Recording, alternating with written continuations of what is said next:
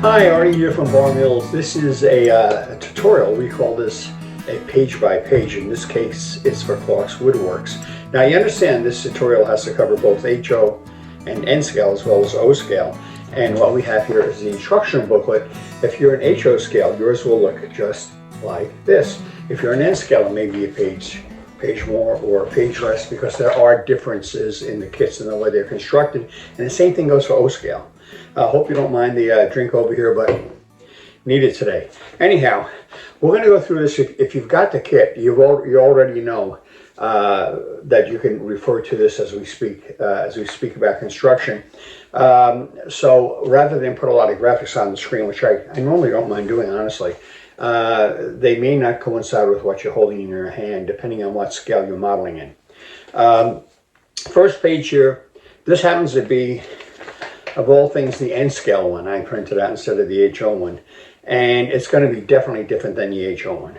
But the first page, no matter what, will have a picture of the kit in your scale. This happens to be the N scale version. The HO one will have a different photo, as will the O scale one. And if you know anything about the way we do things here, you know that we try to be very, very honest between scales to keep the prototype very, very much the same. Although you'll find that detailed parts will vary when they have to, when we simply don't have the exact piece in many scales, which generally, let me get it right, usually we do, okay? Anyhow, it says Clark is named after our good friend Clark Kooning, and there is a barcode here that talks about a little bit about an earlier introduction to the kit, and what you're seeing now will be also is what you're seeing now, the second barcode. This is called a QR code. And we think it's a great way to do it. It's like sitting down and just talking between friends. The second page in this particular kit has additional photos. Now, you will also have additional photos regardless of which scale you're in. You may have more photos in one scale than in other reference photos. When you get through the photos, we have the usual, what we call the usual tool list with a photo there. And this is very generic. We kind of cut and paste this from other kits. Got them. And for what it's worth, it'll just give you an idea. If you're new to the hobby, it's a good reference. And it'll tell you that the kit is broken into several parts, because we do package laser cut parts differently than, say, detail parts and so on. Also, you'll see drawings. Now, sometimes these drawings will be to scale, sometimes they won't be, but they're reference drawings, and they're which they're not elevations. These are not called elevations. These are strictly a simplified view of what you're going to put together in the kit. And we do have a little blurb, at least in the N scale one.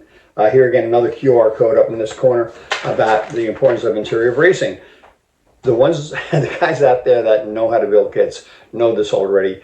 If you've been ignoring it, or maybe are used to buying kits from manufacturers that don't stress it, it may be yet something that you have to address. To us, it's very important, and you have a video, so you don't even have to listen.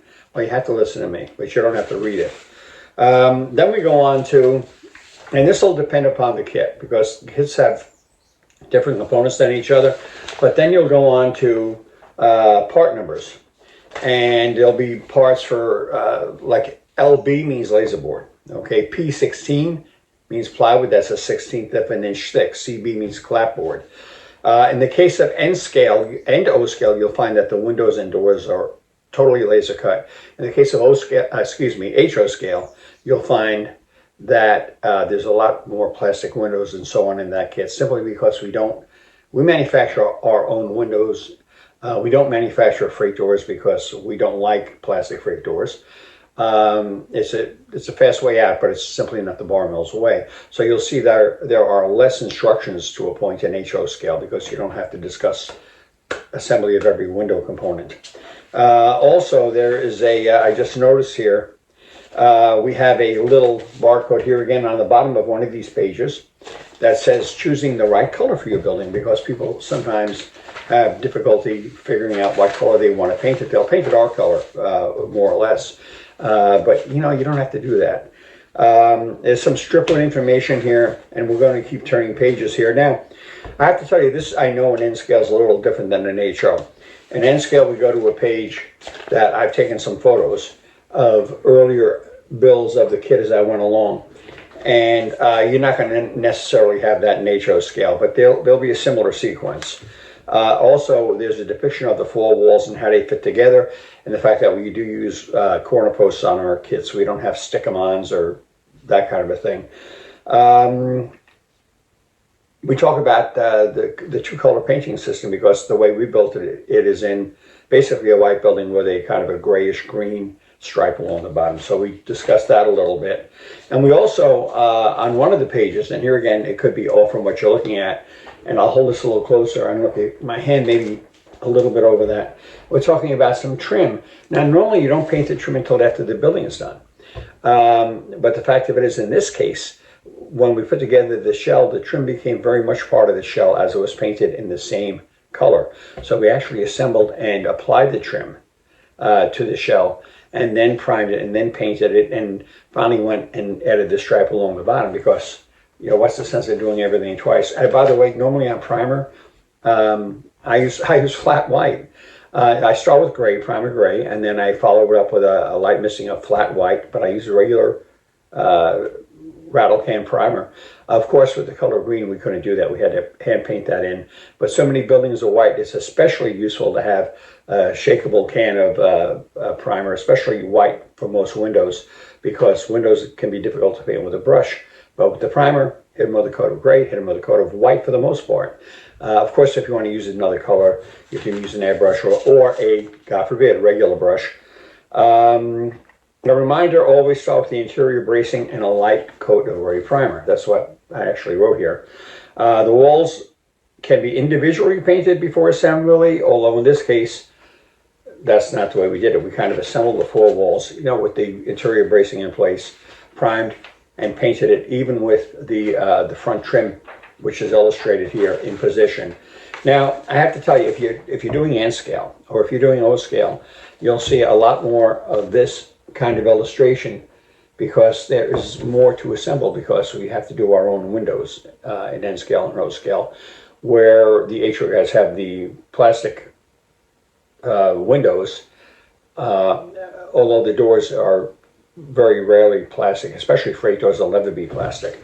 So that's part of something simply called a sub-assembly. It's a great thing to do while you're waiting for something else, or if you just want to spend an hour modeling, just prime the stuff, paint it, get it ready so when you're doing the building, you don't have to stop and kind of get a giant hiccup when you do that.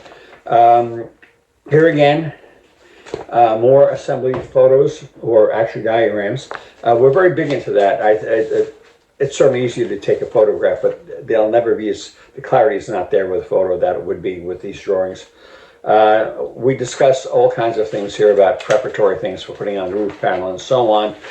Next page, and here again, I cannot give you the exact page. It depends upon a page number. It depends really upon your scale, your model. And we talk about basically adding the doors, windows, freight doors around the building, make sure they're painted and weathered, and everything you have to do with the shell is done. Making sure it's very square. It's always important to build squarely.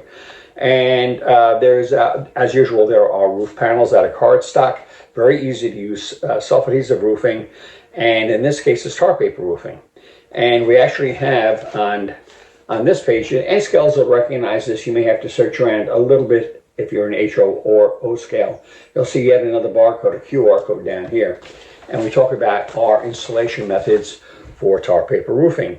If you're not familiar, which you must be because you're watching this video, you simply scan them with your phone, and rather than write a page or two, we just talk you through it. Jack Ellis, that's his forte, so we make sure he's he's one of the best of the best. There are several of them out there.